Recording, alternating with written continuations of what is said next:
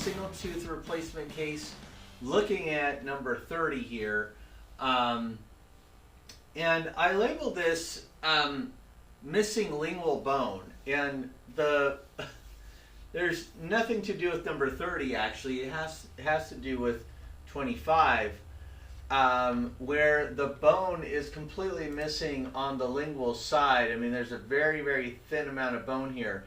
And I was scratching my head wondering possibly how that happened with this patient, where they've lost all that, or that bone was moved. And that I don't remember that they said they ever had orthodontics done, so maybe this is just a natural occurrence, and it comes down to the very more V-shaped type of arch that this patient has.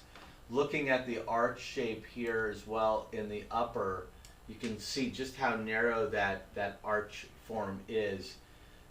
She has a little bit of kind of a flare ortho scenario going on here.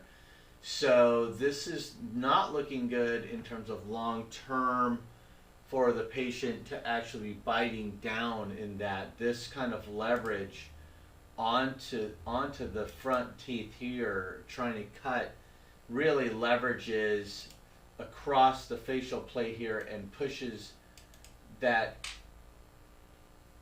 lingual bone even worse. So that's really a tricky thing to deal with. I guess when you see something, you don't like it in a CT, even if nature provided it. But anyway, that's why I labeled this particular case that. We're going to be looking at number 30 anyway. So look at the treatment assessment here. We have a light green on detached gingiva and constriction. We have a yellow on bone density and the IE nerve. And we have an orange on the facial bone.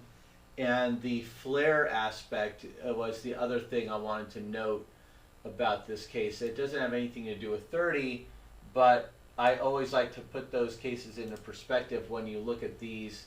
You know, try to look at the constriction on the front and try to evaluate using your CT to kind of look into the future for a patient. It's very helpful. Don't freak them out showing them things like that necessarily. It's probably irrelevant for them. But just get an eye for anatomy, how anatomy is across the board. Learn a little bit about what people are actually look like. There's a giant variance to a lot of different cases going on.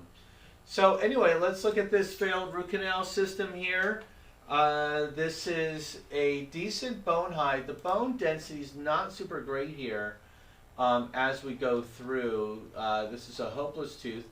But it's not terrible, I guess. I don't know. It doesn't look great, but I think she's got healing capacity when I see bone like that.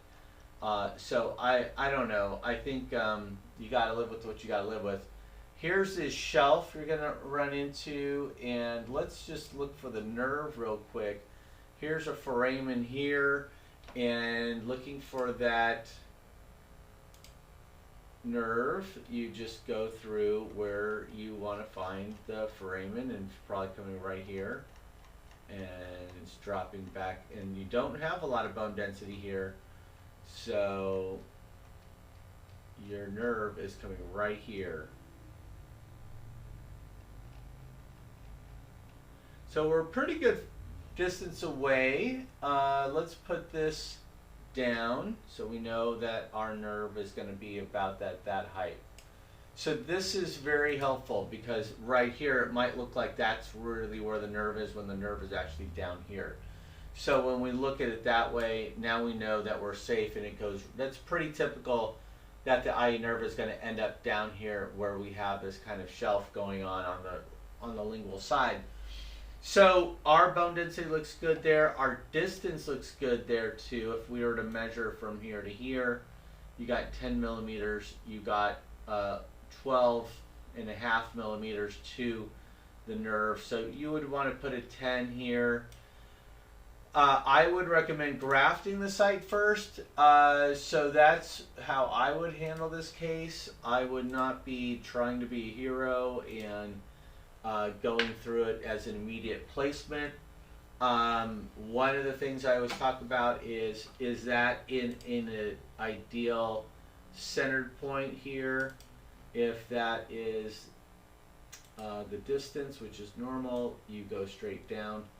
And so that mesial root is a little bit mesial of the center point. So when you start to drill here, your drill is going to, whether you graft it or not, or do an immediate placement, you're going to be fighting this bone between the root sockets over and over again. So this is always a challenge, especially if you're doing immediate placement, how to get that osteotomy in basically air over here and full bone on this side. So it's always going to push your drill that way.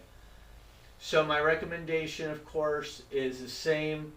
Take a rongeur, take the tooth out, you separate the roots, you take the roots out, you take a rongeur and you clip this bone down. You want to clip it at least to here. That kind of seems like a lot of bone, but it's actually not that much. When you get into it, it'll come away pretty nicely.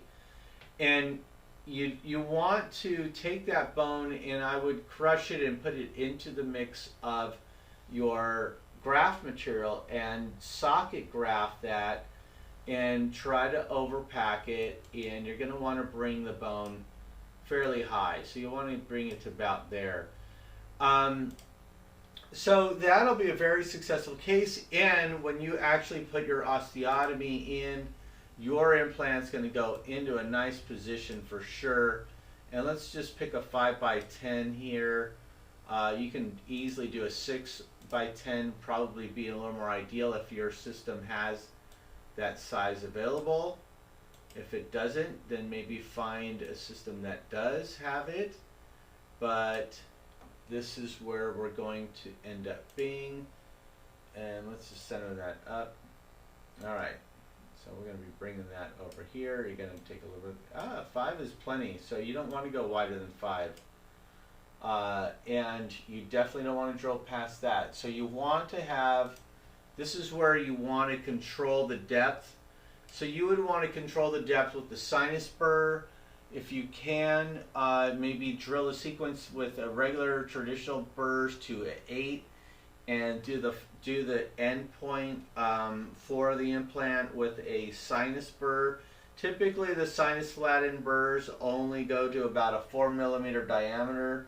I'm not really sure why. I wish somebody would make it go to a 5 or something, but most implants always taper pretty well at the base, and 4 should be enough. The bone is not super dense either, so you should get a decent amount of compression there as well, but you should engage the threads very well coming into the implant osteotomy. So this should be a very successful case. Looks like the patient does pretty well, maybe a hint of perio here, but otherwise it's looking pretty good. So this is a straightforward case. I would say this is a starter for anybody that's looking into single tooth replacements. You would do the extraction. I would recommend clipping that. I would recommend grafting it. So this is a 2 bone healing event process. I wouldn't recommend immediate placements like I always say, but you can go for that if you want in this case. And then you're going to want to graft over the top of that. So if you're going to do an immediate placement, you're going to take that out. You're also going to clip that bone in between, do exactly the same thing, and you should be able to register that 5 millimeter implant into that socket site safely and effectively enough. It's going to be a little bit more challenging trying to make sure you have the orientation correct, but you should be okay. Even if it's off, it's going to be fine. There's no big worry there. So that's a straightforward single tooth replacement case study. Thanks for joining us, and subscribe to us on YouTube and like us on Facebook. And so join us for some of our live broadcasts, and